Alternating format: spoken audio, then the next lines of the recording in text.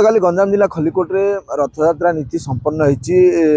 तीन ठाकुर बड़दाण्डरू शरधा बालिके आसिचंती।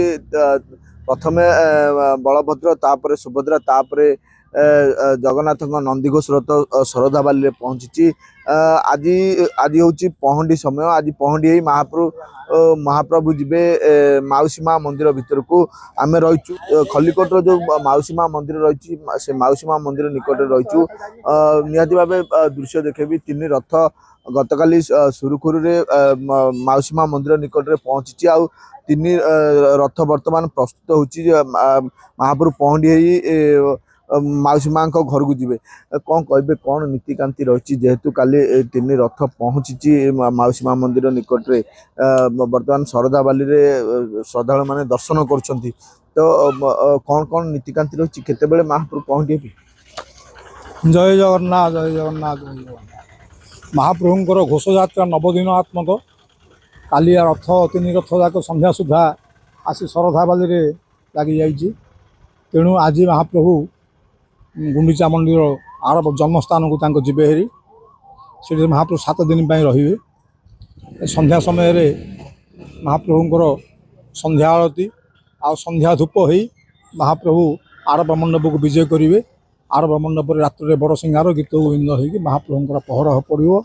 बहुत जन समागम होती भक्त माने महाप्रभु को दर्शन करने बोलिकी महाप्रभु पतित उद्धारण करने महाप्रभु आसी यात्रा। जितेबाला काली संध्यारे पहुँची तीन रथ केमती कौन दर्शक रही केते श्रद्धालु रही काली केते संख्यक गहली होता। काली लक्षाधिक भक्त काली होते जनसमागम बहुत प्रबल भिड़ होता। मेघ छाड़ी जाइथिला मेघ हो नाला वर्षा न हवा जोगुरु देश देशांतर प्राय 3टा ब्लॉक लोक मैंने आसी एमतीक गंजाम ये खोर्धा जिलू भी लोक आसी। जेहेतु आज पहंडी हम गोटी पहंडी महाप्रभु ये विजय करती। तो निहती भाव जो 9 दिन रही माउसी माँ मंदिर निकट में शरधा बाली कौन कौन कार्यक्रम रही 9 दिन धरी एठारे विभिन्न प्रकार सांस्कृतिक कार्य महाप्रभु दैनिक भोग नीतिकांति हम ता बाहर भी सांस्कृतिक कार्यक्रम भी रही। आ सांस्कृतिक कार्यक्रम भी नृत्य गीत भजन एरा सब हम निहती भाव शुणुले विभिन्न कार्यक्रम रही। आज आड़प मंडे विजय हे महाप्रभु। आज महाप्रभु जितेबाला रथरे रही निहती भाव देखुवे महाराणा सेवायत माने प्रस्तुति आरंभ करदे। जितेबाला ठाकुर रथ आसी शरधा बाली लगी सेठू जितेबाला पहंडी करा से लगी प्रक्रिया आरंभ हो गला।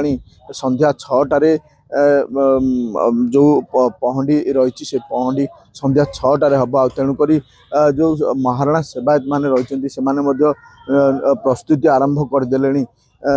से देखुवे प्रस्तुति जारी रही। आम आलोचना करवा केतेबेले सेमानकर प्रस्तुति सरीबा केतेबेले महाप्रभु पहंडी हम।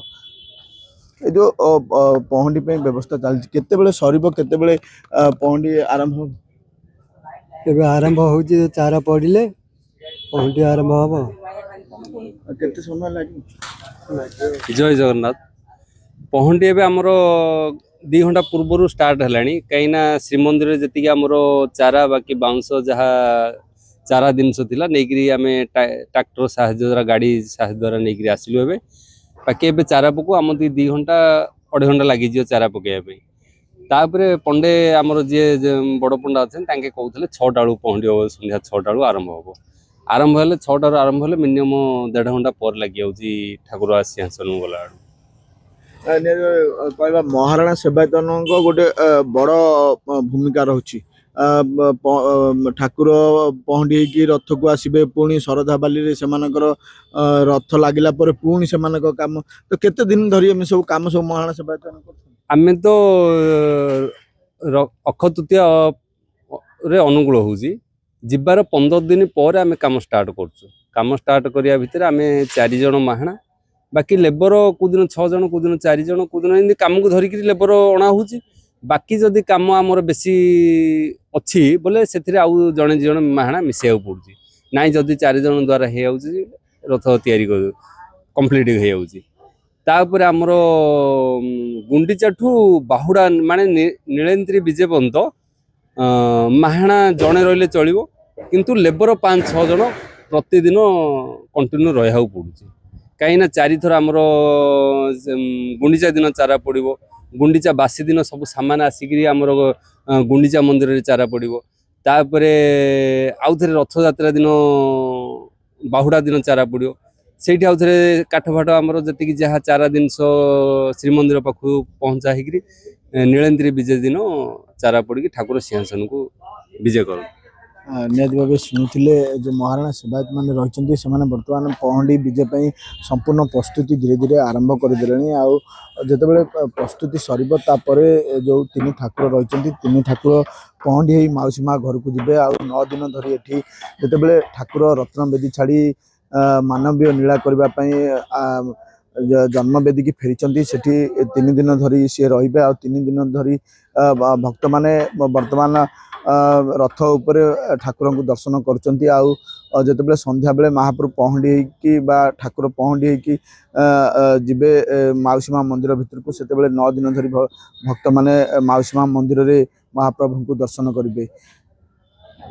ଗଞ୍ଜାମ ଖଲିକୋଟରୁ ଅମର ସାହୁ, କନକ ନ୍ୟୁଜ୍।